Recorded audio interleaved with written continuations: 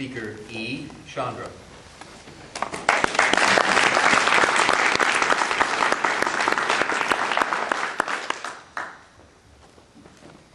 Ladies and gentlemen, boys and girls, judges, good evening. Let's save the animals. There are many different kinds of animal cruelty, such as puppy mills or dog fighting. Today I'll be talking about animal testing and ways we can help stop it.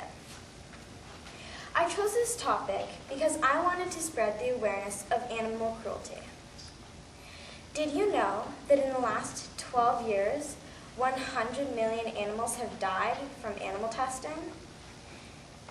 In early 2009, Europe had banned all animal testing products, except there are still 3 large companies running, but they will be shut down by 2013. The question is it necessary to test on animals? You might think that some animal testing is necessary, like medical testing, but did these helpless animals sign up to be caged and neglected until the experiment is done? Then what happens to them? My speech will include a few arguments about animal testing, a couple of solutions, and how you can help. Through research on the internet, I have found some pros and cons of animal testing. One of the debates I found very interesting is, if animal testing is eliminated, medications and medical procedures would be limited in the future. But an organization for the ethical treatment of animals states that with the use of technology, it's much easier to do digital testing. Then, the deaths caused by animal testing are unnecessary, and they are morally no different than murder. Another argument I found on the internet suggests that medical and cosmetic testing help save lives, but a reaction to drugs or cosmetic products is different for an animal than it is for a human. These are some of the reasons I believe that animal testing is unnecessary. To help you make some better decisions regarding animal testing, I found companies that test their products on animals and companies that do not. A few well-known companies that test their products on animals that you might use at home are Neutrogena, Pantene, Crest, and many more. At caringconsumer.com, there are 26 pages of companies that do not test their products on animals.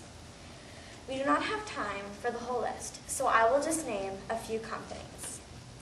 If you have a lady in your home, you might have a couple of products from The Body Shop, Avon, and Kiss My Face. Kiss My Face, isn't that a cute name for a company?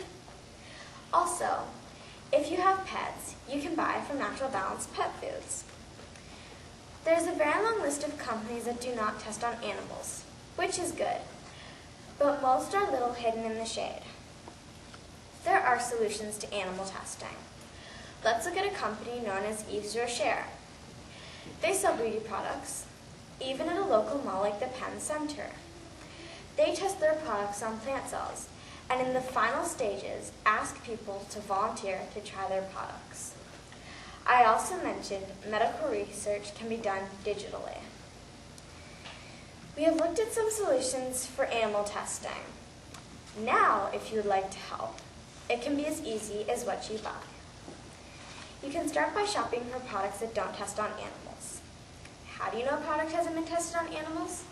Sometimes right on the label, it has not tested on animals, or there are no animal byproducts in it.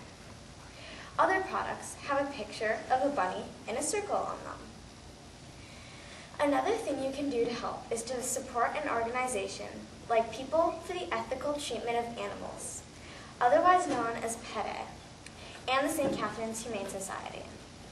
These are a few organizations I like to support. They offer a wide variety of different ways you can volunteer to help stop animal cruelty. To wrap up, my speech has discussed some pros and cons of animal testing, solutions to avoid animal testing, and tips on how you can help.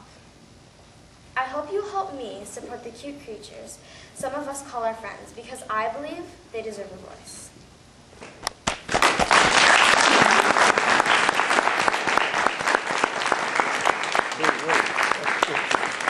Use your body to